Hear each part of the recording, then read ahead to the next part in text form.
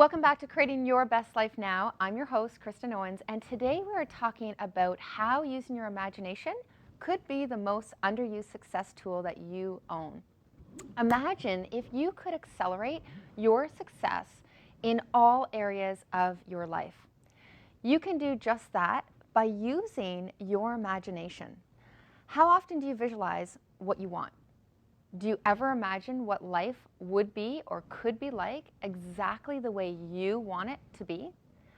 I invite you to start doing this and just that, visualizing. Research actually has determined that your brain uses the exact same process it would use if you were visualizing that same activity. Your brain doesn't know the difference between visualization and reality. Visualization really just makes the brain achieve more. That's how simple it is. Do you not wish you were taught this when you went to school? I know, I wish I was. Although we're not, sports psychologists use this with pro athletes all the time. So this whole visualization game is really, it's nothing new. There was actually a study that was done on groups of athletes playing basketball. One group were allowed to practice shooting the ball. The second group didn't practice at all. And the third group, they just visualized actually throwing their shots in the basket. Do you know who had the best performance and shots? Take a guess. It was the group that visualized. They actually performed the same or even better than the group who practiced daily and only practice. So there's something to say about practice and doing and visualization. You put the two together and magic happens. When really it's not even magic, it's just the way your brain works. This shows how powerful our imagination really is. Now you might be asking how this is possible. Here's why. We have a conscious mind which actually represents 3% of our mind. We have an unconscious mind which represents 97% of our overall mind. Okay, that's almost the entire thing. Visualization actually activates the creative powers of your unconscious mind, which is the right brain, the 97% of your mind. This area of your mind is the most dominant, as we can see, that drives our behavior.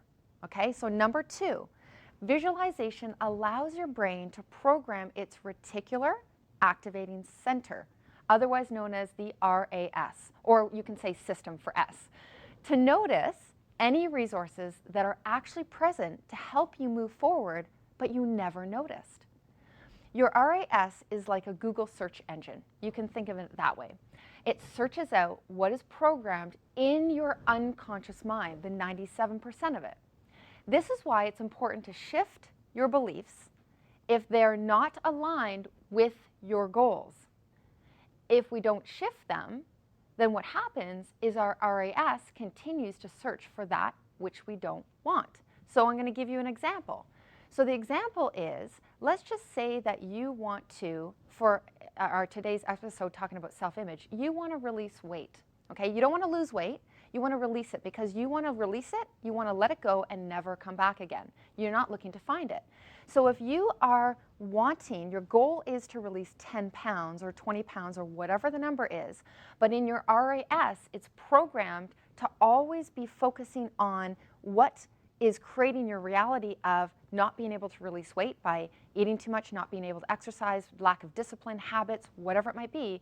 If we don't program that, reprogram it, what happens is your RAS will constantly find out those situations and search for them that will keep getting you what you've always wanted. You can see how that can be a problem. So we've got to shift that.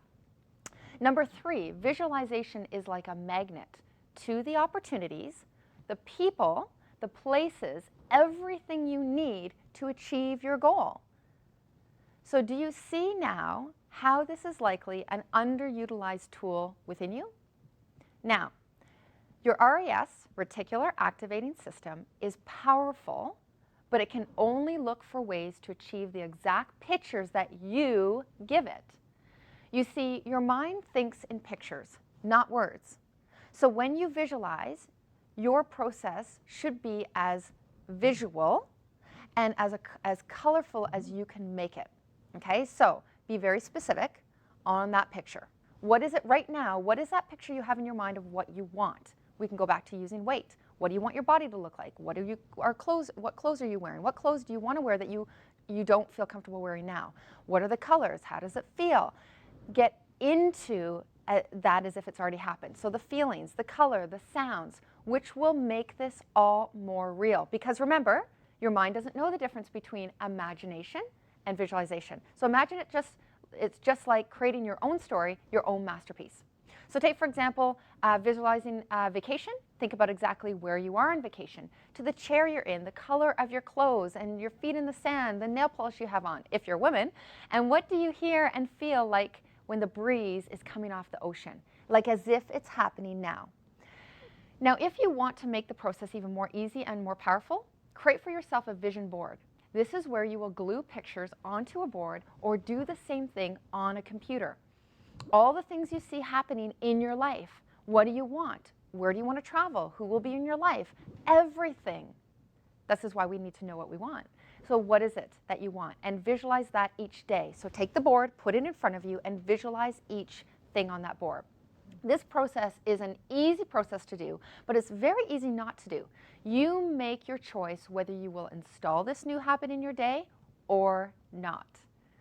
Remember, consistency is king. Start with a couple minutes a day and work your way up to 20 minutes if you like. Remember this, imagination is everything. It is the preview of your life's coming attractions. Albert Einstein said that. So stay with us, we'll be right back.